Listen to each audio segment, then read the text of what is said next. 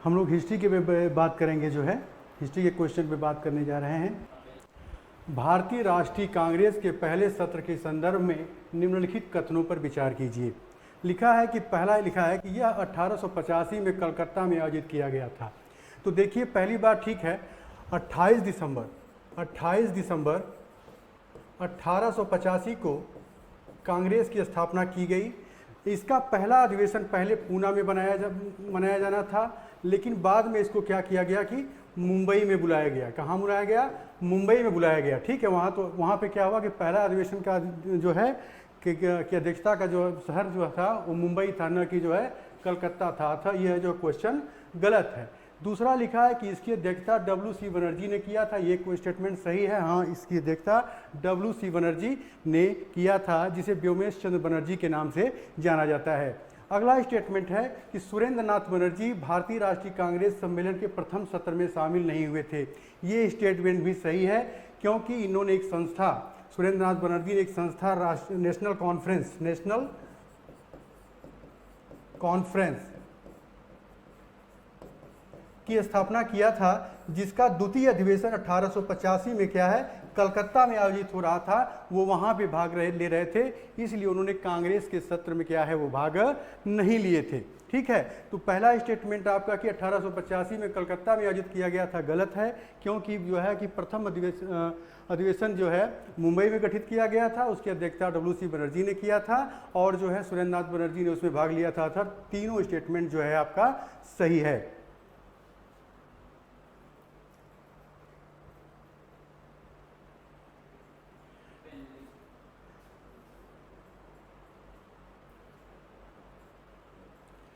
अगला एक क्वेश्चन है कि नाटक नील दर्पण की बात कर रहा है। नील दर्पण, ये नील दर्पण आप लोग हमेशा याद रखिएगा 1858-59 में लिखा गया था। एक नाटक है, ये क्या है? नाटक है, और इसकी रचना जो है दीनबंधु मित्र द्वारा की गई थी। किसके द्वारा की गई थी? दीनबंधु मित्र के द्वारा की गई थी 1858-59 में। और कई बार पूछा गया है कि ये क्या था, तो ये नाटक था, एक प्ले था जो है, जिसकी रचना जो किसने किया था? दीनबंधु मित्र ने किया था। तो लिखा है, स्टेटमेंट दिया है कि इसमें संथाल आदिवासियों की दुर्दशा पर प्रकाश डाला गया। ये गलत है, ये स्टेटमेंट गलत है, क्योंकि ये संथाल जो है विद्रोह से संबंधित नहीं है। यह जो है नील दर्पण जो है नील विद्रोह से संबंधित है, नील विद्रोह से संबंधित है, जो कि 1859 में जो है पश्चिम बंगाल के नादिया जिले के गोविंदपुर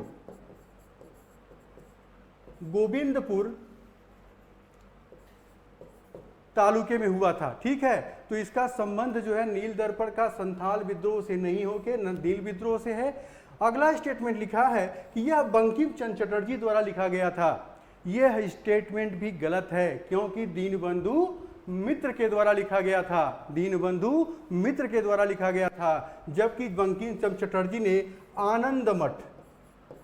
आनंद मठ नामक उपन्यास की रचना की थी, जो कि सन्यासी विद्रोह से संबंधित है। किससे संबंधित है? सन्यासी विद्रोह से संबंधित है। इसी आनंद मठ की रचना जो है बंकिम चंद्र चटर्जी ने 1876 में की थी, और इसी में 1882 में उन्होंने क्या किया? वंदे मातरम को शामिल किया।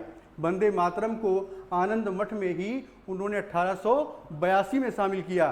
तो एक याद रखिएगा कि आनंद मठ का संबंध बंकिम चंद्र चटर्जी से है, न कि नील दर्पण का। नील दर्पण का संबंध किससे है? जो है दीनबंधु मित्र से है। अतः यहाँ पे क्या है? यहाँ का उत्तर क्या होगा? इसमें केवल दो, हाँ, इसमें कोई न तो एक न तो दो, कोई भी विकल्प इसमें सही नहीं है।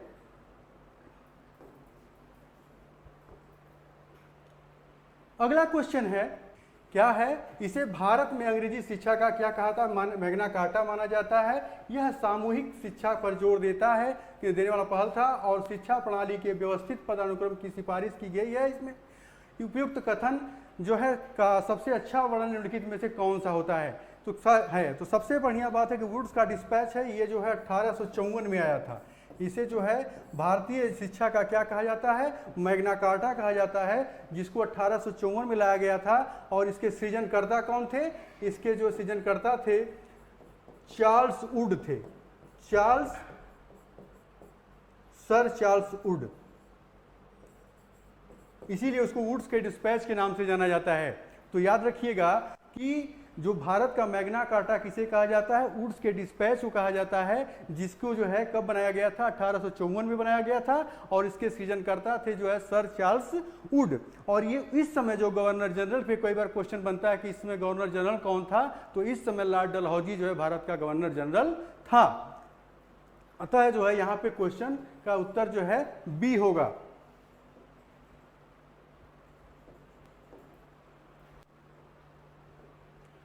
अगला क्वेश्चन है कि कांग्रेस के निम्नलिखित अधिवेशनों में से पहला यूरोपीय अध्यक्ष कौन था। ठीक है, पहला यूरोपीय अध्यक्ष कौन था। क्वेश्चन क्या है कि कांग्रेस के निम्नलिखित अधिवेशनों में से पहला यूरोपीय अध्यक्ष कौन था। तो याद रखिएगा मद्रास सत्र जो 1887 में हुआ था, इसकी अध्यक्षता जो है बदरुद्दीन तैयब जी ने किया था। कौन किया था, बदरुद्दीन तैयब जी ने किया था। और ये कांग्रेस के प्रथम मुस्लिम अध्यक्ष थे। हमेशा याद रखिएगा क्वेश्चन बना हुआ है कि जो है प्रथम मुस्लिम अध्यक्ष कांग्रेस का कौन था, तो बदरुद्दीन तैयब जी थे। तो मद्रास सत्र की अध्यक्षता कौन किया था, बदरुद्दीन तैयब जी ने किया था, जो कि 1887 में आयोजित किया गया था। इलाहाबाद सत्र की बात अगर करें तो इसकी अध्यक्षता जो है कौन किया था, जॉर्ज यूले ने किया था। जॉर्ज यूले ने किया था इलाहाबाद सत्र की जो है 1888 में जो अधिवेशन किया गया था, उसकी अध्यक्षता जॉर्ज यूले ने किया था। और कलकत्ता सत्र की अगर बात हम करें तो फिरोज शाह मेहता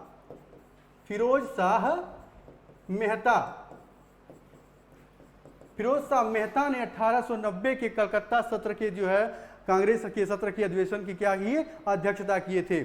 ठीक है, और बनारस सत्र की अगर हम बात करें 1905 तो गोपाल कृष्ण गोखले।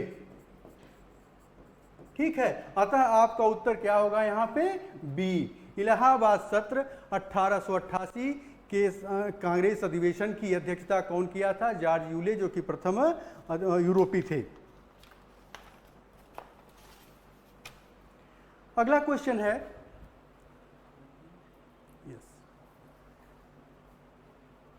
क्वेश्चन है कि राजा राममोहन राय के संबंध में निम्नलिखित में से कौन सा कथन सही है।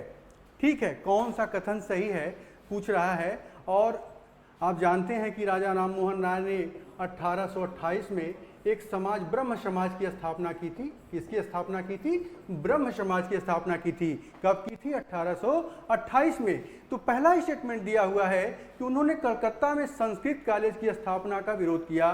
तो पहली बात याद रखिएगा, संस्कृत कॉलेज की स्थापना जो है 1791 में की गई थी। कहाँ की गई थी, कलकत्ता में की गई थी। यहाँ पे उन्होंने विरोध नहीं किया था। राजा राममोहन राय ने संस्कृत कॉलेज की स्थापना का विरोध नहीं किया था। उन्होंने बल्कि जो है डेविड हेयर के साथ मिलकर जो है इसकी जो है स्थापना में सहयोग किया था। तो ये स्टेटमेंट गलत है। वह वेदांत दर्शन की तर्क संगतता में विश्वास करते थे। यह जो है लाइन, यह कथन जो है सही है। वह उन्होंने मूर्ति पूजा और जातिगत कठोरता के खिलाफ अभियान के लिए आत्मीय सभा की स्थापना की थी। यह स्टेटमेंट भी आपका सही है। 1815 में इन्होंने जो है आत्मीय सभा की स्थापना की थी। तो राजा राममोहन राय से संबंधित पहला कथन गलत है कि इन्होंने जो है कि संस्कृत कॉलेज की स्थापना का विरोध किया था, बल्कि इन्होंने जो है डेविड हेयर के साथ मिलकर इन्होंने जो है संस्कृत कॉलेज की स्थापना की इन्होंने बात कही थी, स्थापना में सहयोग किया था। तो इसका उत्तर जो है आपका केवल 2 और 3 होगा, बी। अगले क्वेश्चन पे चलते हैं हम लोग। निम्नलिखित में से लिखा है कि निम्नलिखित में से कौन एज ऑफ कंसेंट विधेयक पारित होने से जुड़े थे। ठीक है। तो यहाँ पे 4 व्यक्तित्वों का नाम दिया गया है, 4 व्यक्तियों का नाम दिया गया है। तो पहली बात याद रखिएगा कि एज ऑफ कंसेंट एक्ट जो है 1891 में लाया गया था। यह विधेयक कब लाया गया था? 1891 में लाया गया था। और इसमें क्या था कि जो बालिकाओं की शादी की उम्र थी 10 वर्ष से बढ़ाकर 12 वर्ष करने का प्रावधान था। 10 वर्ष से बढ़ाकर शादी की उम्र कितना करने का प्रावधान था? 12 वर्ष करने का प्रावधान था।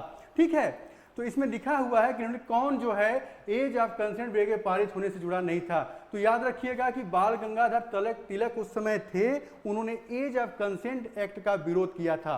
विरोध करने का कारण ये था कि वो चाहते थे कि हमारे समाज में परिवर्तन या सुधार हम करेंगे, न कि अंग्रेज, न कि ब्रिटिशर्स। ठीक है। तो ये जुड़े थे। चूंकि 1833 में ये मर चुके थे राजा राम मोहन राय, तो इस समय रहने का इनका कोई तुक ही नहीं बनता है। और आरजी भंडारकर और बहराम मालाबारी जो है इससे प्रत्यक्ष रूप से जुड़े हुए थे। ये लोग एज ऑफ कंसेंट एक्ट के पक्ष में थे। तो इसमें कथन आपका जो है जो 1, 3 और 4 बी सही होगा। इसमें आपका बी जो होगा आंसर होगा। अगले क्वेश्चन पे आते हैं हम लोग। अगला क्वेश्चन है निम्नलिखित युग्मों पर विचार करें। ठीक है। तो ये ज्योग्राफिकल दृष्टि से भी इंपॉर्टेंट है और इतिहास की दृष्टि से भी इंपॉर्टेंट है कि पूछा है कि प्लेस और बैंक का स्थान नदी का किस नदी के तट पे जो है वो अवस्थित है। तो इस पे ये हिस्ट्री की दृष्टि से और ज्योग्राफी दोनों। हम्पी की अगर बात करें बेटा तो इसको हम्पी के साथ साथ पेनकोंडा भी के नाम से जाना जाता है। पेनकोंडा, इसको प्राचीन जो है हम्पी के साथ साथ पेनकोंडा नाम से भी जाना जाता था। ये गोदावरी नदी के तट पे नहीं है, जो है ये तुंगभद्रा नदी के तट पे अवस्थित है। तुंगभद्रा नदी के तट पे अवस्थित है और इसको प्राचीन काल में हम्पी जो है मध्यकाल में हम्पी और पेनकोंडा के नाम से जाना जाता था, जो कि मध्यकालीन विजयनगर साम्राज्य की क्या थी? राजधानी थी, जो कि तुंगभद्रा नदी पर अवस्थित है। और इस समय यह खंडहर के रूप में है, खंडहर के रूप में है। अगला है उज्जैन की बात। तो उज्जैन जो है क्षिप्रा नदी, इसी को क्षिप्रा नदी भी कहते हैं, इसी नदी के तट पे अवस्थित है। और पूरी जो है महानदी। तो इसमें पूछ रहा है कि सुमेलित की बात अगर करें तो 2 और 3 विकल्प सी सही होगा। इसमें विकल्प सी सही होगा। अगले प्रश्न पे चलते हैं हम लोग। अगला प्रश्न है मध्यकालीन भारत के आर्थिक इतिहास के संदर्भ में विष्टि शब्द का उल्लेख। विष्टि का मतलब बेगार होता है, मूल रूप से इसका मतलब बेगार होता है। ठीक है। तो क्या बंधुआ मजदूरी से है, सैन्य अधिकारियों को दिए गए भूमि अनुदान से है, मंदिरों को भूमि अनुदान से है, या बंजर भूमि खेती योग्य भूमि में परिवर्तन हो गई हो उससे संबंधित है। तो इसका बंधुआ मजदूरी से संबंधित है। यह जो है किससे संबंधित है? बंधुआ मजदूरी से संबंधित है। और मंदिरों से संबंधित 2 भूमियां जो होती है, इससे क्वेश्चन बन चुका है। एक होता है अग्रहार और दूसरा होता है ब्रह्मदेय। अग्रहार और ब्रह्मदेव ये मंदिरों को दी जाने वाली भूमियां हैं। और बिष्टि की अगर हम बात करें तो बिष्टि का मतलब बेगार या बंधुआ मजदूरी, मतलब किसी भी व्यक्ति से काम के अलावा भी कुछ काम कराया जाए, मजबूरन या जबरदस्ती काम कराया जाए, उसको बिष्टि या बेगार या बंधुआ मजदूरी कहते हैं। अगले क्वेश्चन पे चलते हैं हम लोग।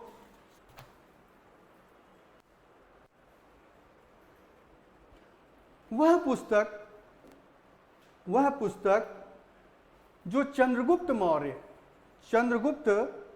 मौर्य द्वारा कौटिल्य की सहायता से नंदों की शक्ति, बेटा यह सती नहीं, शक्ति को कैसे अवगत करती है, इसका विवरण देता है।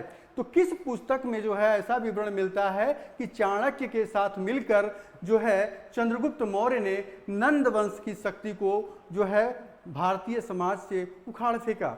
तो पहली पुस्तक का नाम है अर्थशास्त्र, दूसरी है कल्पसूत्र, मिश्रकटिकम और मुद्रा राक्षस। इस तरह का वर्णन जो मिलता है जो है मुद्रा राक्षस में मिलता है, जिसकी रचना किसने किया था? विशाख दत्त ने किया था। कौन किया था? विशाख दत्त। ये मुद्रा राक्षस में वर्णन मिलता है और इसका जो है इसके रचनाकार विशाख दत्त हैं। और इनकी एक और रचना है देवी चंद्रगुप्तम। देवी चंद्रगुप्तम देवी चंद्रगुप्तम, जिसमें रामगुप्त और ध्रुवस्वामिनी का वर्णन मिलता है। रामगुप्त और ध्रुवस्वामिनी का वर्णन मिलता है। तो याद रखिएगा कि जो है कि जो चंद्रगुप्त मौर्य द्वारा कौटिल्य की सहायता से नंदों के वंश को उखाड़ने में जो से संबंधित जो वर्णन मिलता है, उसको में जो है मुद्रा राक्षस में मिलता है। और ये रचना किसकी है? विशाख दत्त की रचना है। अगर मृच्छकटिकम की बात किया जाए तो ये शूद्रक की रचना है। किसकी रचना है? शूद्रक की रचना है। और इसका मतलब होता है मिट्टी की गाड़ी या मिट्टी की इक्का गाड़ी। ठीक है। और इसके बाद कल्पसूत्र है, यह जो है भद्रबाहु की रचना है। भद्रबाहु की रचना है। और इसमें क्या है? जैन तीर्थंकरों के जीवन चरित्र का वर्णन मिलता है। जो है जैन तीर्थंकरों के जीवन चरित्र का वर्णन मिलता है। और अर्थशास्त्र, जैसा कि आप लोग जानते हैं, किसकी रचना है? कौटिल्य की रचना है। कौटिल्य की रचना है। किसकी रचना है? कौटिल्य की रचना है। अगले क्वेश्चन पे चलते हैं हम लोग।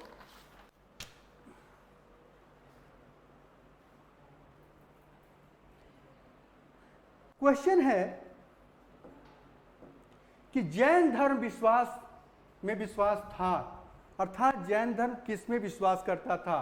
तीन स्टेटमेंट, तीन वाक्य दिए हुए हैं। कर्म के नियम की बात करता है, अहिंसा की बात करता है और ब्रह्मचर्य की बात करता है। तो आपका आंसर जो होगा इसमें सभी पे विश्वास करता है। वो कहता है, देखा होगा आपने पंच महाव्रत, जैन धर्म में पंच महाव्रत का कॉन्सेप्ट आपने देखा होगा, जिसमें सत्य की बात करता है, अहिंसा की बात करता है,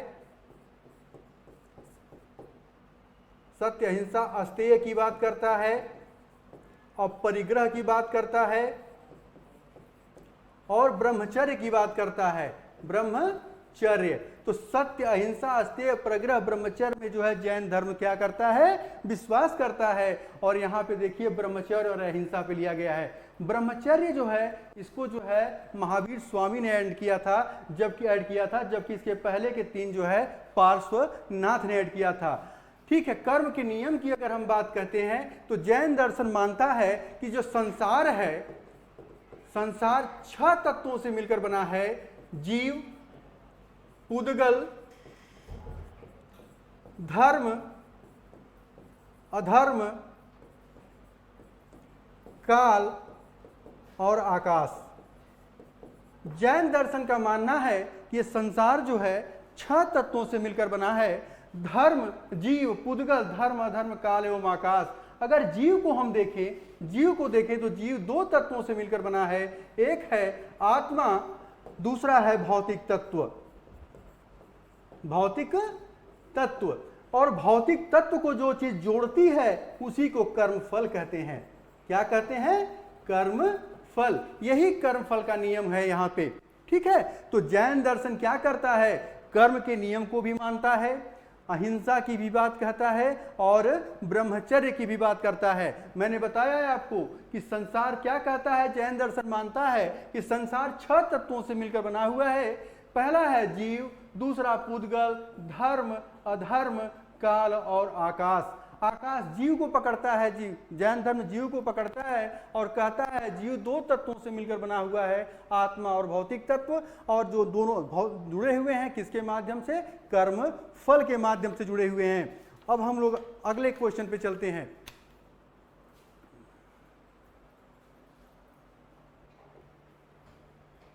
अगला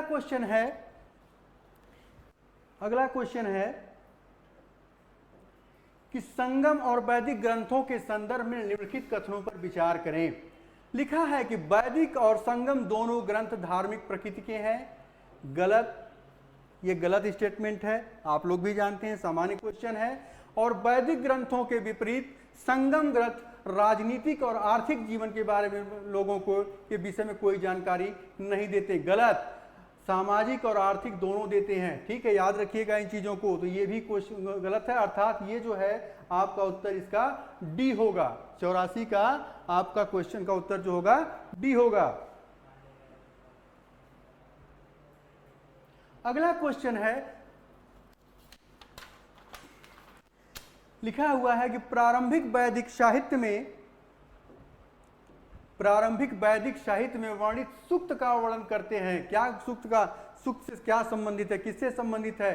तो देवी देवताओं की स्तुति में भजन, बलिदान का प्रदर्शन, युद्ध में पकड़े गए गुलाम और विभिन्न अनुष्ठानों को करने वाले पुजारी। तो याद रखिएगा, जो विभिन्न अनुष्ठानों को पुजारी करते थे वो पुजारी भी नहीं थे, युद्ध में पकड़े गए गुलाम भी नहीं होते थे, बलिदान का प्रदर्शन भी नहीं होता था, अर्थात इसमें जो है देवी देवताओं की स्तुति। जैसा ने आपने देखा होगा कि ऋग्वेद, अगर ऋग्वेद की बात हम करें तो हमने कहा है कि इसमें 10 मंडल हैं, 10 मंडल हैं और 1028 सूक्त हैं।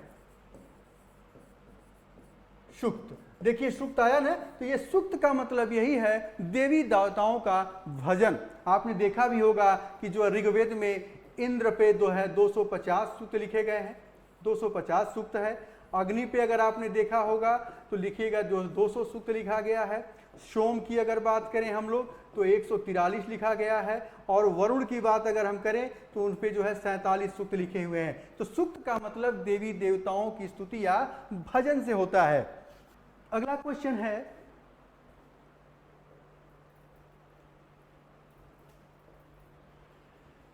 कि अशोक के किस प्रमुख अभिलेख और शिलालेख में धर्म नीति को वर्णित किया गया है? धर्म नीति की अगर हम बात करें तो इसका सामान्य फैक्चुअल इंफॉर्मेशन है, इसको आप जो है पहला विकल्प सही है, 11वां और 6वां जो है पहला विकल्प इसमें सही है। जो है अभिलेख और शिलालेख की अगर बात करता है और किसमें धर्म की बात की गई है तो 11वां और 6वां जो है अभिलेख सही है। अगले क्वेश्चन पे चलते हैं हम लोग। लिखा है, अगला स्टेटमेंट है, क्वेश्चन है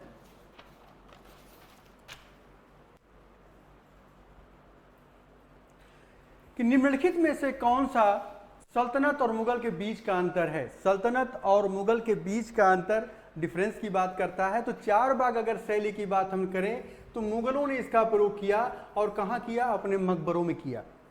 4 बाग शैली का प्रयोग किसने किया?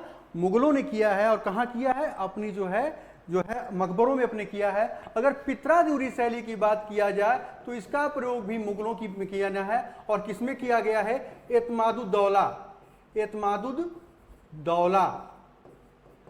का जो मकबरा है इसमें जो है पित्रादूरी टेक्निक का प्रयोग किया गया है, जिसमें सफेद संगमरमर पे अनेक प्रकार की चित्रकारियां की गई हैं। और देखा जाए लाल बलुआ पत्थर का उपयोग तो मुगल और सल्तनत, दिल्ली सल्तनत दोनों ने इसका प्रयोग किया है। अर्थात देखा जाए तो उत्तर 1 और 3 सही होगा, बी सही होगा, सॉरी 1 और 2 सही होगा, डी सही होगा इसमें, 1 और 2 सही होगा। अगले क्वेश्चन पे चलते हैं हम लोग। क्वेश्चन है रैयतवाड़ी बंदोबस्त के संदर्भ में निम्नलिखित कथनों पर विचार करें। तो पहला स्टेटमेंट रैयतवाड़ी का मतलब ये होता है, बेटा रैयतवाड़ी के विषय में कुछ जान लीजिए कि पहली बार इसका प्रयोग जो है, इसका यूज जो है 1792 में कैप्टन रीड ने किया। बाद में जो है इसका प्रयोग 1820 में हेक्टर मुनरो ने किया।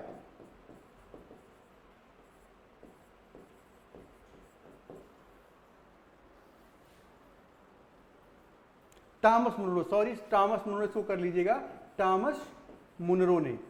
ठीक है, तो कैप्टन रीड ने 1792 में इसका प्रयोग जो है तमिलनाडु का एक जिला था बारामहल, उसमें किया। बाद में जो है टॉमस मुनरो ने 1820 में इसका जो है क्षेत्र विस्तार किया।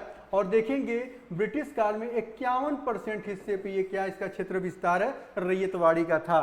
तो लिखा है कि कृषकों को उसके भूखंड के मालिक के रूप में मान्यता दी जाती थी। ठीक है, ये स्टेटमेंट सही है, क्योंकि रैयत का मतलब ही होता है किसान, रैयत का मतलब किसान होता है, और ये समझौता डायरेक्ट किसानों के साथ किया गया था, किसी और जमींदार वगैरह से जो है या महाल से नहीं किया गया था। दूसरा इसका मैटर है लिखा हुआ स्टेटमेंट, इस प्रणाली के तहत समझौता अस्थायी नहीं किया गया था। सच है, ये भी सही है। सही ये है कि 20 से 30 वर्षों के लिए इसमें क्या है कि जो समझौता किया जाता था रैयतों से या किसानों से 20 से 30 वर्षों के लिए किया जाता था। ठीक है, अगला स्टेटमेंट दिया है कि यह पंजाब और उत्तर पश्चिम ये गलत स्टेटमेंट है। यह जो है पंजाब और उत्तर पश्चिम में महालवाड़ी व्यवस्था थी, ठीक है, महालवाड़ी व्यवस्था थी। अतः इसमें आपका जो क्वेश्चन का उत्तर होगा 1 और 2 सही होगा, अर्थात ए सही होगा, ए सही होगा। अगला क्वेश्चन है, लिटन के समय में निम्नलिखित में से कौन सा कार्य हुआ? लिटन के समय में निम्नलिखित में से कौन सा काम हुआ?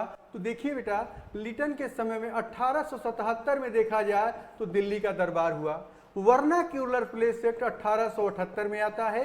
भारतीय विश्वविद्यालय अधिनियम जो है 1904 में आता है। आधिकारिक राज अधिनियम जो है आपका 1889 में आता है, 1889। और जो है शस्त्र अधिनियम 1878 में आता है। तो याद रखिएगा, जो 77-78 की अवधि थी वो किसकी अवधि थी? लिटन की अवधि थी। ये जो हुआ था 1, 3 और 5, 1, 3 और 1, 2, हाँ 1, 2 और 5, 1, 2 और 5 सी विकल्प इसमें सही होगा। जबकि भारतीय विश्वविद्यालय अधिनियम जो है लॉर्ड कर्जन के समय आया था, लॉर्ड कर्जन के समय में। और जो है आधिकारिक अधिनियम जो ये वाला लॉर्ड लैंसडाउन के समय में था,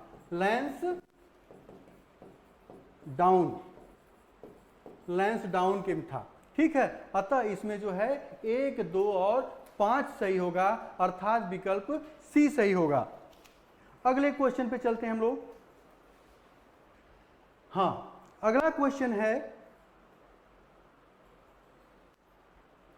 कि लॉर्ड वेलेजली के संदर्भ में निम्नलिखित कथनों पर विचार करें। लॉर्ड वेलेजली के संबंध से संबंधित निम्नलिखित कथनों पर विचार करना है।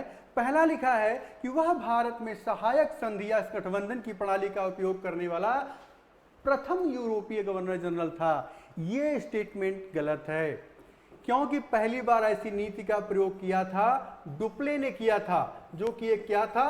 पुर्तगाली था। डुप्ले के बाद जो है क्लाइव इस नीति का प्रयोग करता है, और क्लाइव के बाद वेलेजली का नंबर आता है। क्लाइव के बाद किसका नंबर आता है? वेलेजली का नंबर आता है। अर्थात ये स्टेटमेंट क्या है? गलत है। अगला स्टेटमेंट है कि उन्होंने मराठों के साथ सालबाई की संधि। तो सालबाई की संधि याद रखिएगा कि 1782 में हुई थी, और जो है मराठों और अंग्रेज के बीच में हुई थी। और उस समय जो यहाँ का गवर्नर जनरल था जो है वारेन हेस्टिंग्स था, वारेन हेस्टिंग्स,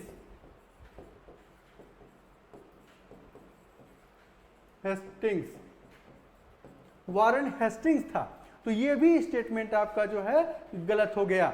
अगला स्टेटमेंट है उन्होंने प्रशासन में सुधार किया और नागरिक सेवाओं की शुरुआत की।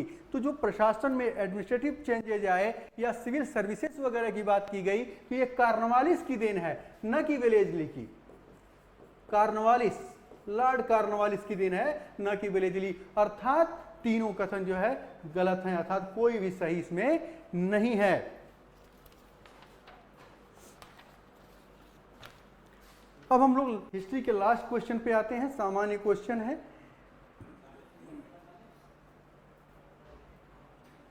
लिखा है कि पाइक प्रणाली विकसित में से किससे संबंधित है? इसका एक ही मात्र उत्तर है, सी है। यह एक प्रकार की कौरवी श्रम जो न तो सामंती है और न ही एशियाई है। तो हिस्ट्री का क्वेश्चन आप लोगों का सॉल्व हो चुका है।